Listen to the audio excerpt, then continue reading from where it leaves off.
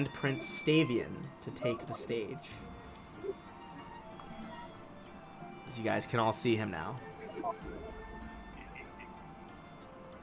Alright. A hush falls over the crowd.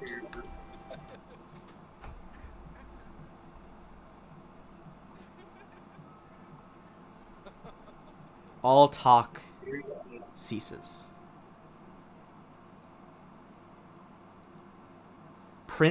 Grand Prince Stavian III ascends to the tall stage that overlooks the hall from its center. He raises a single hand to calm the murmurs of the assembled crowd. A member of the prince's Ulfen guard escorts a thrilled-looking man in noble attire, the soon-to-be elevated commoner Calbio, to stand several paces behind the prince. Ahem. Quite the assembly we have here today, the Grand Prince says. I don't think I've ever seen the Senate building packed so full, especially not for any of my previous speeches. Even my lovely daughter, now a woman, sits among the players of Opara's greatest game. Of course, none of you are here for me. No, today is about something entirely different. Today is about elevation. It is no secret that today is about exalting others to a new status in life. I am sure many of you have had the opportunity to meet Calbio here. He is a man of the people, elevated at the urging of all the ladies, lords, senators, and aides present in the chamber, and I think we should all give him a rousing applause to commemorate this momentous change in his life. The room, erupts into cheers. Stavian pauses at the proclamation. As you guys are looking at the adulation of the crowd, everyone give me a sense motive check.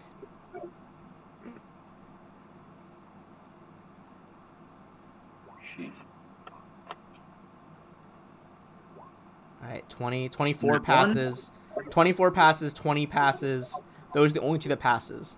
Phineas, Galatus. As the crowd cheers, you notice a subtle repositioning. Movements as armed, black-garbed personnel move to block the exits. What do you do? I quickly let everyone else know through the telepathic thing. You guys all hear this brief message, the guards are moving to block the exits. You guys see from over here, Martella looks around suspiciously and taps the Princess Eutropia on the shoulder. As the applause abates, a hulking Ulfen guard pushes Calbio forward, almost knocking the commoner down as he awkwardly gains his balance beside Grand Prince Stavian himself. The leader of Taldor maintains his calm, placing a hand on Calbio's shoulder, without ever taking his eyes off the crowd. I understand your parents sacrificed everything to help you reach this day, my boy, saving up your apprenticeship and the tools that you needed to achieve greatness. And today... Ben, yeah? Can I break my peace bond on my weapon? Yeah, it'll take you a full round. By the time, it's going to be the end of the speech when you pull your weapon, though. We'll say right as he finishes, you pull it. Well, I'm not pulling it. I'm just breaking the peace bond so I can pull it in case something happens. Yeah, you snap it. It takes you a round of fiddling with the cord to snap the peace bond. I'd like to do that as well. All right, you guys begin breaking your peace bonds. Today you are a grateful son, no doubt making them so proud. I too understand what it is to sacrifice. I have given so much for the people of this nation. A brother, a son, a lifetime of service, even my own daughter's loyalty. He pauses, licking his lips and pulling the awkward Calbio close to his side with one arm. But unlike you, Lord Calbio, these Taldans, my children, truly, they're not grateful. They scheme and plot. They dream of hanging their dutiful father and placing a woman, sir, on the lion throne. And they have seen fit this very day to induct you into their conspiratorial ranks. And that is why here, now, you, Lord Calbio, should be the first among them to die. And with that, the Emperor of Taldor plunges a jeweled dagger between the ribs of the astonished man in his clutches. Pa! Oh! Calbio collapses in a heap.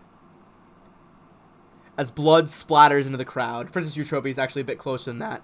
A red-stained Princess Eutropia defiantly stands among the nobility, staring up at her father in disbelief, casting aside cloaks to reveal armor and blades. The unidentified soldiers in the chamber already begin to move to cut down the attending masses in a wholesale slaughter.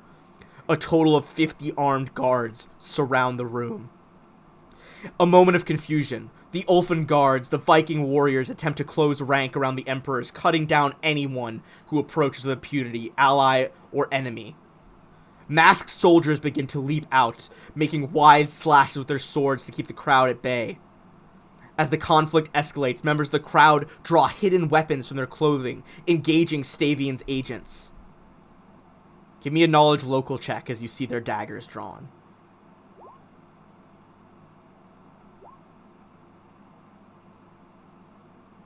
Anyone else have knowledge local? Olivia, getting exactly what she needs.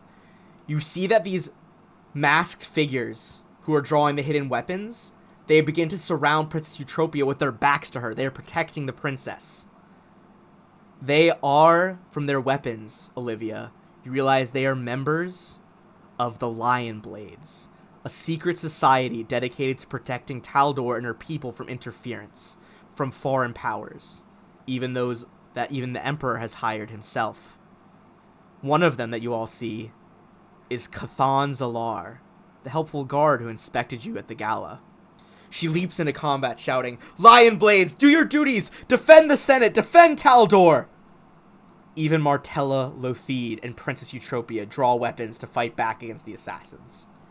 Several of the black-cloaked people advance on your party, and as you draw your peace-bound weapons, you feel a burning heat in your chest.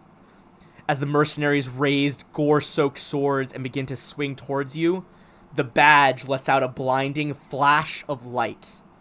When it fades, you blink the spots away from your eyes, and all that remains around you is blackness and the smell of cold, hard earth.